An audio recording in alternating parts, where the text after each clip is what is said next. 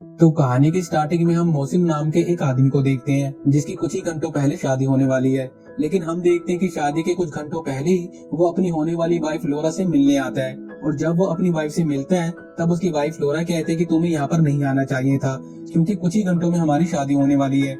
और यहाँ पर वो ये भी कहती है कि मुझे अभी तैयार होना है, मैं बिल्कुल भी तैयार नहीं हूँ। और यहाँ तक कि मैंने अभी तक तैयार होने के नाम पर पैंटी भी नहीं पहनी है।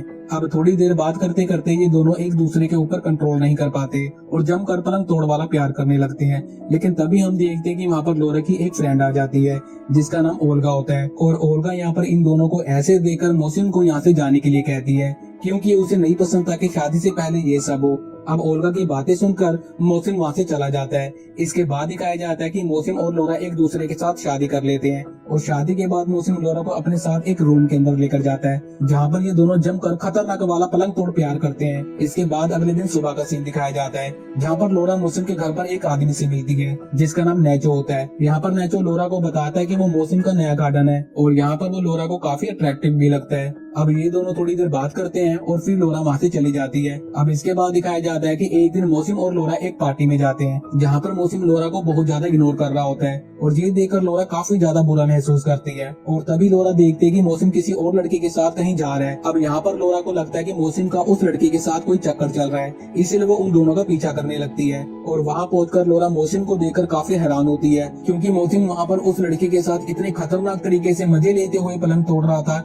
जो उसने कभी भी लोरा के साथ ऐसे एंजॉय करते हुए पलंग नहीं तोड़ा था। अब ये देखकर लोरा को बहुत बड़ा झटका लगता है और वो रोते हुए घर पर वापस चली जाती है। और जब वो घर पर पहुंचती है तब उसे वहाँ पर उनका गार्डनर नैचो मिलता है। लोरा नैचो से कहती है कि तुम मुझे यहाँ से कहीं बहुत दूर लेकर चलो। और अगले सीन में हम देखते हैं कि लोरा नैचो के साथ कहीं दूर निकल जाती है। इसके बाद हम देखते हैं कि बीच रास्ते में वो कार को रोकने के लिए कहती है और फिर कार से बाहर निकलकर अपनी मोम से बात करने लगती है, जहाँ पर वो अपनी मोम को बताती है कि मैंने मोहसिन को छोड़ने का फैसला कर लिया है, क्योंकि वो वैसा नहीं है जैसा मैं समझती थी और अब मैं सबसे बहुत ज्यादा दूर जा रही हूँ, तो मेरी फिक्र ना करना। अब ये कहते ही वो अपने फोन को पानी में फेंक देती है और नैचो से कहती है कि तुम मुझे कहीं भी लेकर चलो, लेकिन मैं यहाँ से कहीं बहुत दूर जाना चाहती हूँ। अब इसलिए नैचो लोरा को कार में बिठाकर बहुत दूर एक आइलैंड पर लेकर जाता है जहाँ पर उसका घर होता है। इसके बाद हम लोरा की मॉम को देखते हैं जो कि मोहसिन के पास आकर उसे एक थप्पड़ मारती है, क्योंकि मोहसिन ने उसकी बेटी के साथ बहुत गलत किया था।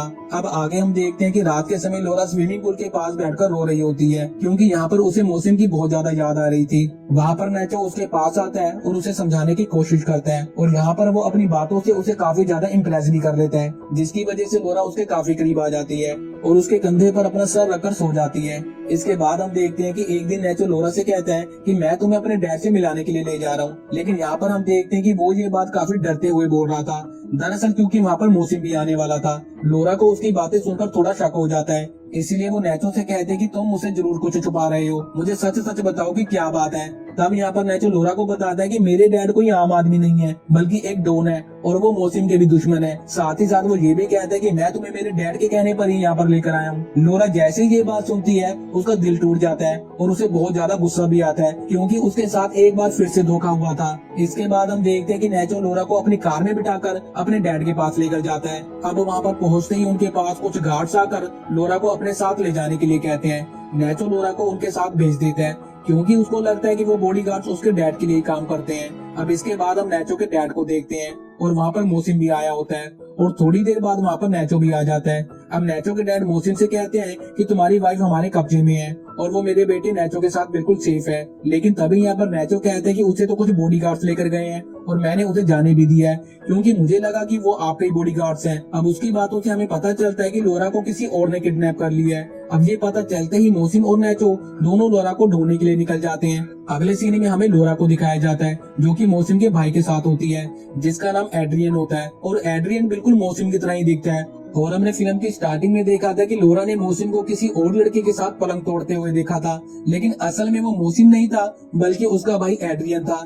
लेकिन लोरा को इसके बारे में कुछ भी नहीं पता था और ना ही उसने कुछ जानने की कोशिश की थी, बस उसने तो सीधा मोहसिन को गलत ही समझ लिया था।